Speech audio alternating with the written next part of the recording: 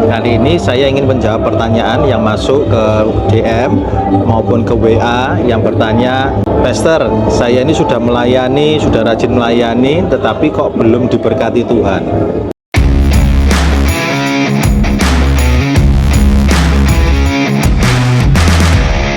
Banyak orang persepsinya perihal pelayanan ini kurang tepat. Nah, pelayanan dianggap sebagai satu-satunya jalan untuk mendapatkan berkat Tuhan. Nah, kalau sibuk melayani kemudian tidak bekerja, yang mana bisa mendapatkan berkat Tuhan. Persepsi yang berbeda lagi adalah kan Tuhan bisa melakukan berbagai macam cara untuk memberkati kita. Ya memang Tuhan punya berbagai macam cara untuk memberkati kita. Tetapi kita tidak boleh lupa bahwa fungsi kita, tanggung jawab kita sebagai manusia yang diciptakan Tuhan serupa dengan gambarnya, kita ini harus bekerja, kita ini harus berkarya.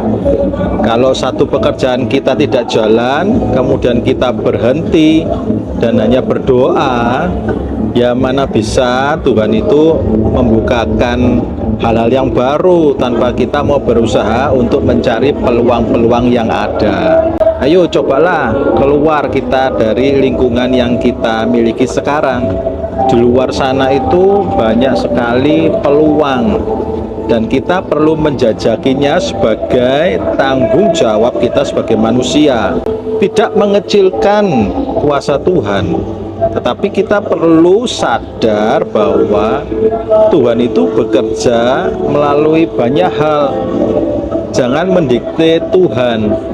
Seringkali persepsi kita adalah, Tuhan, aku sudah melayani Engkau sedemikian rupa, Minggu datang, Sabtu datang, doa malam datang, nanti ada pendalaman Alkitab datang, doa puasa datang, semua ibadah dia datang, rajin melayani, kok Engkau belum memberkati?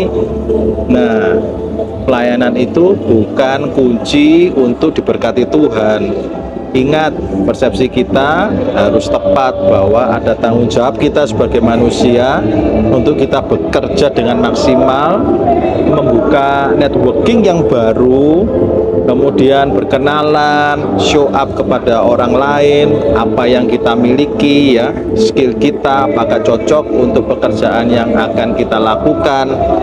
Kalau kita sendiri tidak mau level up atau kita tidak mau upgrade ourselves, kemudian kita hanya berdoa minta berkat Tuhan, nah itu menjadi sebuah tanda tanya besar. Firman Tuhan mengatakan bahwa kita ini disuruh belajar kepada semut. Ya, satu sisi Tuhan mampu mengadakan segala mukjizat, tetapi di sisi yang lain firman Tuhan mengatakan belajarlah kepada semut. Semut itu rajin bekerja, terus bekerja tanpa merasa lelah, dan kita perlu jalan dua-dua ini. Tidak bisa hanya mengandalkan mukjizatnya saja, memegang kebenaran firman Tuhan yang satu, tetapi melupakan kebenaran firman Tuhan yang lain. Ini persepsi yang tidak seimbang. Firman Tuhan itu persepsinya selalu seimbang. Tuhan berperang bagi kita, ya betul, Tuhan berperang bagi kita, tetapi bangsa Israel harus maju menghadapi musuhnya, tidak tidur santai-santai, ongkang-ongkang, goyang-goyang kaki, tidak seperti itu.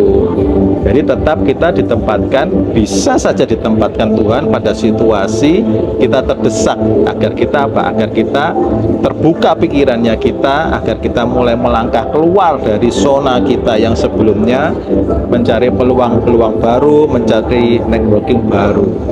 Oke, sekarang kembali ke pelayanan tadi. Seimbanglah dalam pelayanan. Kalau kita belum memiliki pekerjaan yang benar-benar bisa diandalkan, masih tergoncang kanan kiri, ayo kita bekerja dengan baik. Pelayanan itu bisa dicari. Setiap ibadah kita bisa terlibat dalam pelayanan. Jangan salah kaprah. Pelayanan itu merupakan bukti cinta kita kepada Tuhan, bukan hanya dilakukan di gereja, tetapi di marketplace. Kalau kita hanya bisa pelayanan di gereja, tetapi di marketplace itu kita tetap mulutnya ini masih maki-maki, ya, suka bicara kotor, masih mengata-ngatai orang, anjing kau, ya kan, Kalau di Jawa asu gitu, atau pecel pincuk, nah, emosi, terus buat apa kita pelayanan ya? Jadi ayo persepsi kita harus seimbang antara kebenaran firman Tuhan dengan persepsi tanggung jawab pribadi.